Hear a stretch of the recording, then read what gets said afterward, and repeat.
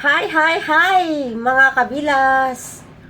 Mayroon naman akong ipapanood sa inyo na isang content sa social media mga kabilas na siguro hindi ito karapat-dapat para sa ating mga Pilipino ang ganitong klaseng mga content mga kabilas. Ito paonoorin nyo. Dong, ta. Oh, gusto ka malantaw, dong, oh? Na, dong, ta. Oh, lantaw agad. Na, oh? Na, lantaw pa ka? Ganahan pa ka mo lantaw? Ali, jo, lantaw ari, oh? Na, oh? Na, di na, lantaw ari. Jo, oh? Nagmisi. Na. At hindi lang yan mga kabilas, meron pa pong isa. Dong, Jewel, akong pante, oh, ako nang gihubo. Ina, na ba? Oh, pati nang kusugas kong ihi, oy. Ina, ari na diri, nagulat ko nimo. Ali, oh, na ko diri, oh.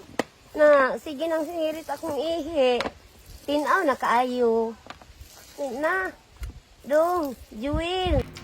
Nakakalungkot lang mga kabilas ang ganitong klaseng mga content kasi mga matatanda po ang ginagamit nila para maging bida sa kanilang content mga kabilas na dapat ang mga matatanda ay sila yung ating mga iniidolo at hinahangaan at nirerespeto.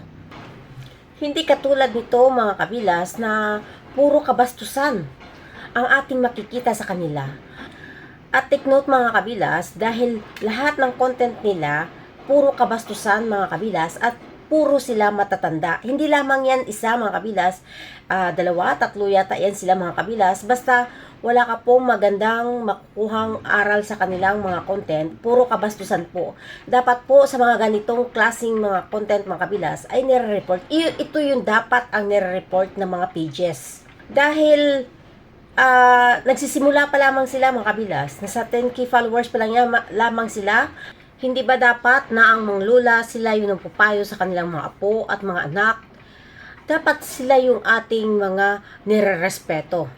Pero sa mga ganitong klaseng lola mga kabilas, sila yung nagtuturo sa mga kabataan na hindi sila dapat rerespetuhin. Dahil kung makikita nyo, puro kalaswaan ang ginagawa nila. Kaya kung sino man po ang may pamilya sa mga matatanda na ito ay maawa na po kayo sa mga matatanda. Ang pera makikita lang natin yan, marami pong paraan, pero ang dignidad ng mga matatanda sa ating lipunan ay nakakasira po kayo ng imahe.